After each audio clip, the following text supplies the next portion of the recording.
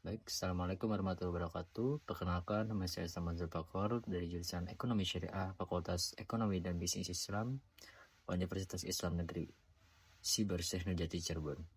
Yang saya hormati dosen pengampu mata kuliah Studi Al-Quran, Dr. Ahmad Otong Mustami, LCMAG, dan staf jajarannya. Baik, di sini saya akan menjelaskan mengenai munasabah Al-Quran. Sebelum kita lanjut, kita juga harus memahami apa itu munasabah. Dapat kita artikan, munasabah itu bisa disebut keterkaitan atau kedekatan. Mungkin kalian juga pernah mendengar yang namanya nasab. Nah, nasab itu adalah keterkaitan kita, kedekatan kita. Seperti halnya dengan nasab kalian kepada siapa, atau kalian pernah mendengar nasab ulama itu sampai kepada nabi. Nah, ini yang dinamakan nasab. Nasaba yunasibu munasabatan, keterkaitan, atau istilah ini itu penyambung, perhubungan, interaksi, koneksi. Nah, ini yang dinamakan dengan nasab, nasib, atau nasaba yunasibu munasabatan. Al-Quran tersendiri ini bahasanya itu masih global, masih umum. Kadang-kadang satu ayat di sini belum pas kita memahaminya. Baru kita merasakan, memaksimalkan dan pemahamannya ini sebuah ayat ketika ternyata disandingkan dengan ayat yang lain, artinya menemukan titik temu yang menjadikan pemahaman semakin komprehensif. Nah, maka itulah yang dinamakan munasabah Al-Quran. Baik, yang selanjutnya yaitu macam-macam munasabah Al-Quran. Munasabah Al-Quran itu terbagi menjadi 8 macam.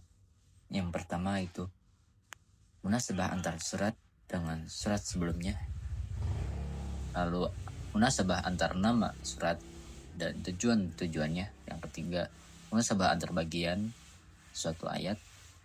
Yang keempat, munasabah antar ayat yang berdampingan. Yang kelima, munasabah antar kelompok ayat. Yang nomor keenam, munasabah antar fasilah dan isi ayat. Nomor 7, munasabah antar awal dan akhir surat yang sama. Dan yang kedelapan, munasabah antar penutup surat dan awal surat berikutnya. Baik, di sini saya akan menjelaskan satu contoh, yaitu munasabah antar surat dengan surat sebelumnya. Dapat simpulkan, kita mengambil ringkasan dari surat Al-Baqarah ayat 2 yang berbunyi zalikal kitabul la raiba fihi hudal lil muttaqin, yang artinya inilah kitab yang tidak ada keraguan padanya.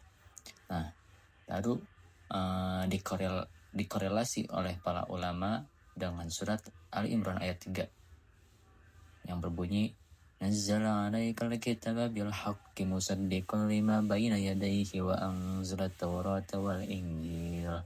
Artinya dia menurunkan kitab Al-Quran kepadamu Muhammad yang mengandung kebenaran, membenarkan kitab-kitab sebelumnya dan menurunkan Taurat dan Injil. Baik, di sini kita menyimpulkan bahwa surat Al-Baqarah dengan surat Ali Imran tersebut memiliki keterkaitan, yang dimana tujuannya itu sama, yaitu turunnya Al-Quran. Nah, ya, jadi tujuan dari surat surat Al-Baqarah dengan surat Ali Imran itu sama, yaitu turunnya Al-Quran. Tetapi, nah, dari surat Al-Baqarah lalu diperjelas lagi di surat Ali Imran. Nah, disitulah yang dinamakan dengan munasabah, keterkaitan dari surat Al-Baqarah dengan surat Ali Imran. Nah, seperti itu.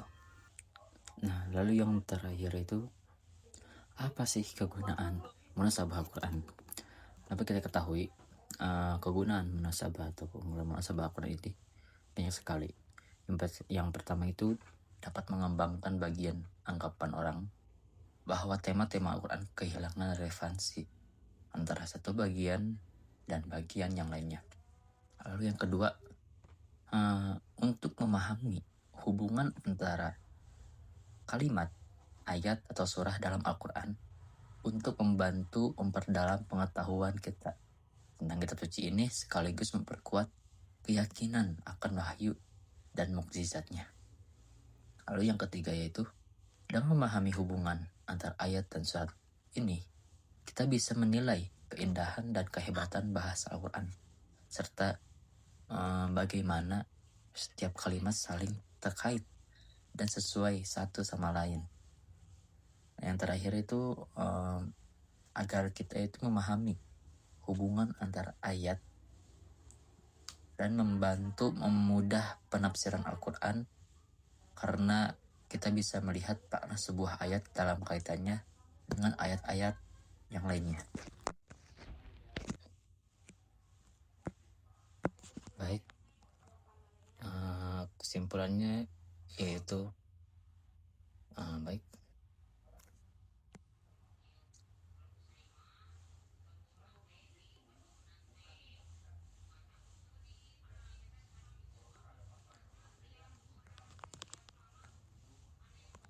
Baik, kesimpulannya yaitu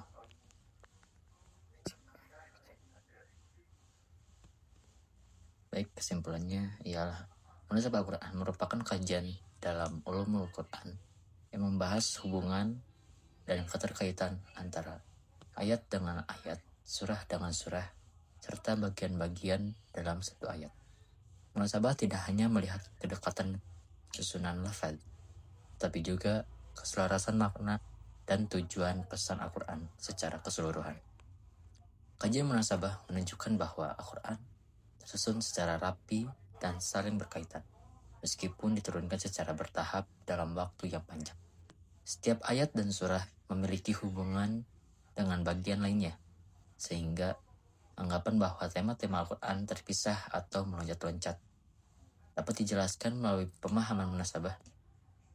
Selain itu, munasabah sangat membantu dalam memahami dan menafsirkan Al-Quran dengan mengetahui hubungan antar ayat dan antar surah. Makna ayat dapat dipahami secara lebih utuh, bahkan ketika latar belakang turunnya ayat tidak diketahui. Oleh karena itu, mempelajari munasabah dapat memperkaya pemahaman terhadap Al-Quran serta menumbuhkan kesadaran akan keindahan susunan dan kedalaman pesan wahyu dalam kehidupan sehari-hari. Baik, mungkin itu saja yang dapat saya sampaikan. Kurang lebihnya mohon maaf. Assalamualaikum warahmatullahi wabarakatuh.